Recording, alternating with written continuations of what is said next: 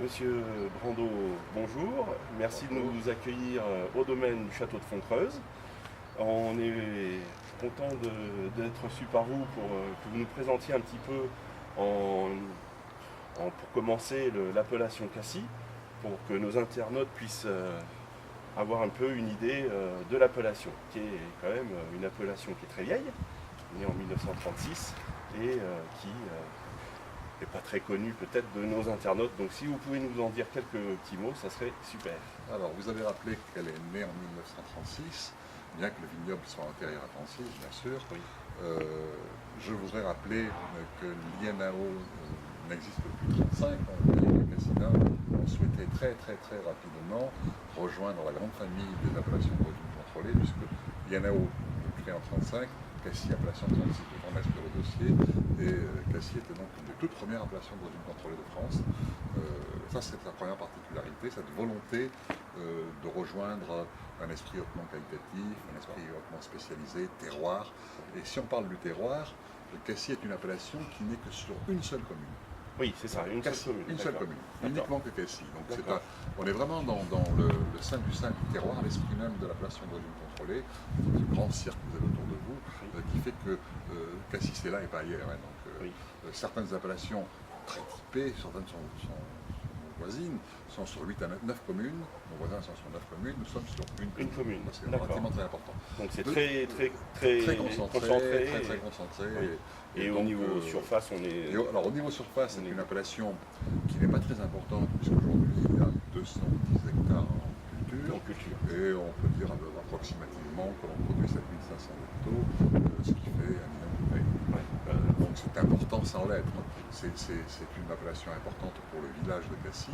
Au niveau de la production française, c'est pas très important. Oui. Mais c'est important qualitativement. Tout à fait. La deuxième particularité, ou la troisième particularité des vins de Cassis, c'est que dans un océan de rosé, nous produisons des blancs. Ça, c'est quand même... C'est vrai, voilà, c'est vrai que pour la région de Provence, qui est très connue pour ses rosés, là, nous produisons des blancs. Alors ça vient très probablement du fait que Cassis est un port de pêche, et toujours un port de pêche d'ailleurs, et qu'on a probablement adapté la cuisine à la boisson. Et la boisson, c'est blanc. C'est sûr. Ça vient probablement de là. Alors on produit du rosé dans des proportions moindres, puisque 2 tiers ce sont les blancs, 30% ce sont des rosés, et puis on fait un peu de rouge. Oui, j'ai vu. Mais pas perdre la main. Voilà, c'est ça. Pour savoir qu'on est capable de faire du rouge. C'est anecdotique. Hein, c'est anecdotique. C'est anecdotique. On peut considérer aujourd'hui que 96% sont blancs pour 2 tiers et 30% pour rosé. C'est ça. Alors nous sommes sur des vieux sols, puisque la plupart des sols de Cassis sont des sols du Crétacé. Je rappelle que le Crétacé était à 65 millions d'années à peu près, donc très important. Donc des sols très marqués, ils sont éminemment calcaires, oui. Puisque selon les endroits, nous sommes entre 15 et 25% de calcaire. Nous sommes exposés nord-est, nord-ouest, au sud. Au sud sont les Calanques et la mer. Oui. Et donc nord-est, nord-ouest, je rappelle à ce niveau-là que c'est l'emplacement idéal pour produire des grands blancs. Oui. Des vins blancs de très grande qualité. L'exposition nord, on a bien de la fraîcheur. Nord-ouest, on a la fraîcheur. Voilà, on a une maturation lente, mais qui arrive, maintenant on est dans le sud, qui arrive tout de même à la maturation. Donc on est vraiment dans une appellation d'origine contrôlée. Pour pas avoir des choses écrasées. Pour pas avoir des choses écrasées, dont les maturations des raisins arriveraient trop vite, donc on est dans une maturation relativement lente. Et nous sommes également dans une appellation du Sud, donc nous sommes multicépages. Oui. Les cépages essentiels sont Marsanne, Clairette et Uni Blanc. Il existe d'autres cépages. Enfin, oui, il y en a d'autres. J'ai vu que vous avez pris ces trois-là pour le domaine. Voilà. Alors, on pourra parler en creuse après. Donc l'appellation Cassis est composée à 80% de ces trois cépages-là. Alors il existe du Sauvignon, il y avait un peu de Pascal, il y avait un peu de Bourgoulin, ce qu'on appelle le fameux Doucignon, le Barbaro, enfin, qui a plusieurs noms en France. Les cépages sont les régions, plusieurs noms. Mais ce qui fait le fond même de nos blancs à Cassis, ce sont la Marsanne, la Clairette et l'Uni Blanc. Pour les rosés, ce qui fait le fond de nos rosés sont les Grenaches et les Cinsault. Voilà, ça c'est important. Et là, on a à peu près fait le tour du vignoble avec ces 5 cépages, bien qu'il y en ait d'autres. Tout à fait. Voilà à peu près. Ça, c'est pour l'appellation Cassis. Merci pour cette précision. Je pense que nos internautes apprécieront découvrir un peu cette appellation. Alors, à l'intérieur de l'appellation Cassis, il y a 11 domaines, 11 exploitations. Il y a peut-être plus de domaine, mais il y a 11 exploitations, parce que certains se sont regroupés. Et ces exploitations ont tout un savoir-faire qui leur est propre. Je rappelle quand même que une appellation d'origine contrôlée, c'est petit a, le terroir, petit b, le lance-cépagement, on y reviendra, et puis quand même le savoir-faire du vigneron. Tout à fait. Et chaque vigneron... Et puis aussi, une autre, on parle rarement, moi c'est ce que j'ai un peu découvert avec Pibarnon, c'est le drainage des sols. L'eau, en fait, on n'en parle pas souvent. C'est le terroir, on va revenir voilà, c'est le terroir, c'est le terroir, mais l'eau, c'est vrai, on parle toujours du terroir. Moi, c'est vrai que c'est quelque chose que j'oubliais souvent, l'eau, et c'est vrai que le terroir, quand il est un sol qui est bien drainé, alors quelque chose de très important pour la vigne. Nous sommes sur des coteaux, sur des coteaux, donc on a des drains un peu naturels, je dirais. Oui, ça va dans le sens de la pente. Ça va dans le sens de la pente, donc on n'a pas trop de soucis pour les drains. Je dirais même qu'on a quelques difficultés lors des grands orages, parce que les orages nous descendent de la terre, il faut qu'on la remonte avec. Donc on la remonte en la soulevant de la terre sur le bord de la route. Et donc on a un terroir qui est donc exposé nord-est-nord-ouest, on a des drains qui sont à peu près bien. Et puis on passe à l'encépagement. Alors l'encépagement, là il y a une forme de liberté contrôlée, je dirais à la limite, pour les vignobles, puisque notre décret prévoit qu'il faut au moins 30% de Marsanne, ce qui veut donc dire qu'un vigneron qui ferait un tiers de Marsanne, un tiers de Clairette, un tiers de Nice serait parfaitement dans l'appellation. À Fontcreuse, on a pris une décision un peu inversée, puisque nous avons joué à fond un cépage dominant, et en l'occurrence la Marsanne. Et nous avons plus de 65% de Marsanne, qui est notre cépage dominant et qui est celui qui est la ligne organoleptique de notre vin. Alors, on aime ou on n'aime pas, je ne dis pas que nous pensons que nous avons raison de l'avoir fait. Nos confrères qui ne font pas la même chose pensent qu'ils ont raison de faire autre chose, ils sont dans le décret, les vins sont tout aussi bons, c'est qu'une question de goût. Bah, nous, notre goût vient vers Château Fontcreuse. C'est gentil. Parce qu'on a goûté tous les vins de Cassis. Et nous, on a bien aimé effectivement cette fraîcheur et ce vin blanc nous a beaucoup appris. Alors la Marsanne, c'est donc à la dégustation, si vous ressentez en premier, c'est le côté massification, gras du vin. Et puis derrière, sur des vins un peu jeunes, lorsqu'on garde le vin dans la bouche, on a la clairette qui apporte ce côté vivacité, et puis le côté un peu végétal, et qui fait bien ressortir le minéral de nos sols.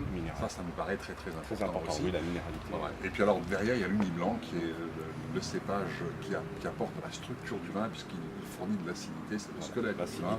Et donc il faut absolument, je dirais qu'un 100%, bien que nous soyons pré-cépage dominant, un 100% Marsanne ne conviendrait pas et donc il faut les trois. Après c'est la proportion qui en fonction de chaque vigneron décide comment doit être son vin et nous avons opté pour nos vins d'avoir un cépage dominant. C'est bien, bravo, félicitations parce que nous on a bien aimé. Ça nous paraît important. Que puis-je vous dire de plus sur Fontcreuse? C'est un vieux domaine qui a été. Je présume que la vigne devait être là depuis très longtemps. Ce sont les Romains qui l'ont amené. Par Marseille. Voilà, par Marseille, qui l'ont amené. Mais ce domaine était probablement polyculture. Ce domaine ensuite a été créé, il s'est structuré en 1687, puisqu'il a commencé à avoir des caves, la bâtisse en 1687, et puis je pense que la polyculture a été abandonnée aux alentours des années 1920 pour ne faire plus que de la vigne. Et donc il s'est fortement spécialisé, donc il a une forte antériorité 1687, et puis il a une forte spécialisation que sur la vigne à partir des années 20. On a fait pratiquement plus que de la vigne sur l'intuition des anciens propriétaires. Et ils sont vraiment spécialisés. Fontcreuse, comme son nom l'indique ou ne l'indique pas pour ceux qui ne le savent pas, Font c'est Fontaine. Font c'est Fontaine. Et Creuse, c'est parce qu'on a creusé. Et la Provence est très riche d'eau en sous-sol. Et donc pour alimenter la maison, les bassins, la cave, on avait creusé pour aller récupérer les sources souterraines. Et d'ailleurs en amont, et on a donc amené cette eau à la fois dans les bâtiments d'exploitation, pour le château, pour les bassins du château, et donc le domaine a pris, normalement à l'époque les gens ne se pressaient pas, donc on avait creusé une fontaine, on l'a appelée Fontcreuse. Voilà. Une explication du nom. Voilà, une explication du nom. Et comme il s'agissait de la bâtisse était un château, ça devait appartenir à des nobles de l'époque, donc c'est donc devenu le château de Fontcreuse. D'accord. Parfait. Parfait. On a une bonne explication du nom et qui est historique. Voilà. De plus sur le château de Fontcreuse, c'est que sa politique commerciale est une politique. Nous produisons que 140 à 145 000 bouteilles tous les ans, et donc nous avons donc peu de quantité, somme toute, en définitive, et que nous avons surtout une volonté de diriger nos vins vers ce que nous appelons une vente parlée. Autrement dit, que ça passe par des préconisateurs. Et donc, naturellement, ça passe par des restaurateurs qui ont des sommeliers, naturellement par des cavistes qui parlent lorsqu'ils vendent, lorsqu'ils vendent une bouteille, ils expliquent ce que c'est. Et alors, pratiquement 80% de nos vins circulent dans cette clientèle très spécialisée qui est d'une vente parlée, les cavistes, les restaurants, les sommeliers, etc. Et puis le reste, ce sont des gens qui nous rendent visite au domaine. Voilà, à peu près pour 20% restants. Voilà où va notre production. Et aujourd'hui, on en a pas assez. Nous veillons régulièrement à faire des vins qui se ressemblent d'une année sur l'autre, bien qu'il y a l'effet millésime qui joue. Mais ce qui nous paraît important, c'est que le consommateur qui supporte Foncreuse et qui aime Foncreuse puisse retrouver d'une année sur l'autre une ligne directrice du goût, de telle manière à ce que lorsqu'il présente notre vin à un ami à qui il veut faire plaisir, il ne soit pas déçu. Et qu'il sache, en disant tiens, je vais te faire goûter un vin, et qu'il retrouve ce qu'il avait déjà bu précédemment. Le souvenir qu'il avait. Le souvenir qu'il avait de Foncreuse, et nous nous attachons à ça. C'est vrai. Après la Révolution, cette maison a été rachetée par M. Baragnan, qui était, après 1789, qui était un commissaire du gouvernement et de la République. Et lui, il a trouvé que ça ne faisait pas assez noble. C'est amusant pour un républicain. Oui. Et alors, il a fait rajouter une tour. C'est vrai qu'il a fait rajouter une tour au bâtiment pour lui conférer un côté château. D'accord. Alors, ce qui est amusant, c'est que c'est un républicain qui l'ait fait. Il est fait, tout à fait. C'est amusant. Complètement. C'est là pour soutenir cette bâtisse qui est magnifique. Alors à Cassis, il y avait, parce que malheureusement il n'y a plus, la dernière carrière a fermé, il y avait la pierre de Cassis. Oui, qui a décoré la tour de la Statue de la Liberté, qui a fait le port d'Alexandrie, qui a fait le phare de Planier au large, qui a fait le vieux port de Marseille, les bords de trottoir de Marseille. Voilà. C'est vrai que ce calcaire, il est très très beau. C'est un calcaire urbanien, très très dur, 65 millions d'années où ça a crétassé, là où ça s'est crétassé. Et c'est vrai que c'est superbe, et puis aller se balader dans les calanques, et voir ces couleurs magnifiques, blanche avec le bleu, et ces deux translucides, c'est fabuleux. Alors j'ai vu qu'effectivement le château c'était une histoire franco-anglaise, on va dire. Franco-anglaise, il y a le colonel qui est anglais. Alors en 1922, le colonel Tidd rachète le château. En fait, comment il le rachète? Il est démobilisé de l'armée des Indes, l'Angleterre va rentrer, et donc des Indes, et puis comme les Anglais adoraient la Côte d'Azur, et le colonel Tidd profite de dire je vais faire un tour sur la Côte d'Azur, et il va à Nice, et puis il redescend la Côte d'Azur, il arrive à Cassis, il en repart plus. Tombé amoureux. On peut comprendre. Et donc il s'installe à Cassis, il rachète ce château, il cultive la vigne, et puis la vie continue. Et puis arrive la guerre en 1939, et en 1939 il y a un aviateur, M. Maffei, un aviateur qui fait la guerre, et 7-8 mois après on lui dit vous avez perdu la guerre, il faut arrêter. C'est M. Maffei qui est un jeune à ce moment-là et qui dit que je n'ai perdu, je dois absolument continuer. Que fait-il? Il part en Angleterre bien avant que le général de Gaulle. Oui, c'est ça,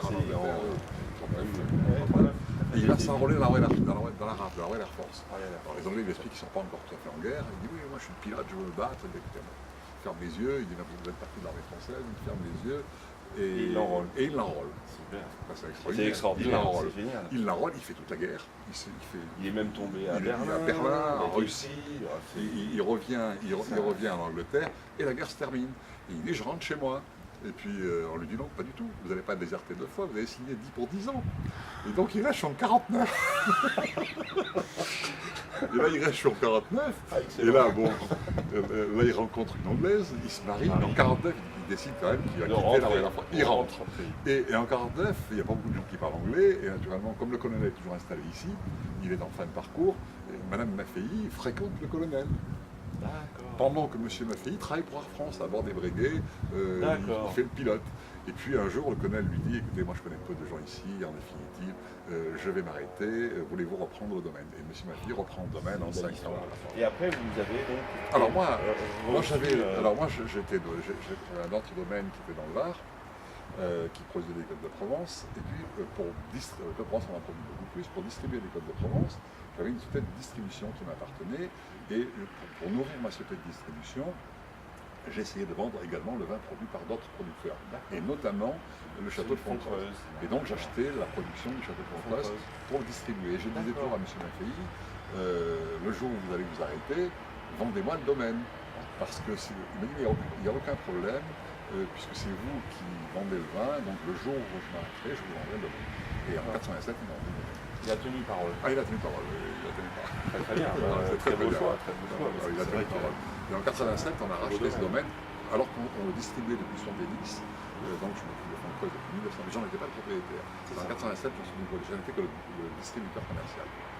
J'ai mené la politique de Fontcreuse. 40 ans derrière Fontcreuse. 40 ans derrière. Ça fait. Ça commence à faire. C'est rien devant les 1687. Oui, non, mais bien sûr, bien sûr. Mais bon, c'est une belle page. C'est une belle page. C'est une belle page. 40 ans de Fontcreuse, dont 23 ans, bientôt la 24e année en tant que propriétaire, et 17 ans en collaboration avec Joseph Maffei, qui lui est responsable de la production et moi de la distribution.